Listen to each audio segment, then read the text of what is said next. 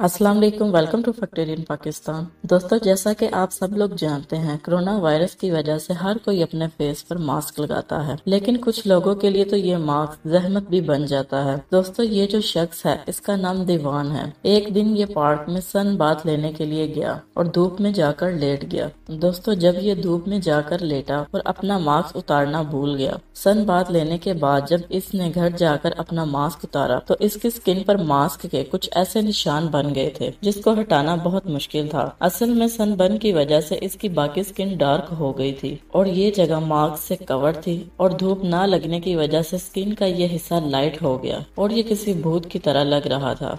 और अब इसे कई दिनों तक इसी ही कंडीशन में रहना पड़ेगा और कई फेयरनेस क्रीम लगाने के बाद इसका कलर चेंज होगा। आई होप आज की वीडियो आपको पसंद आएगी। मज़ीद वीडियो के लिए फैक्टोरियन पाकिस्तान को सब्सक्राइब करें। शुक्रिया।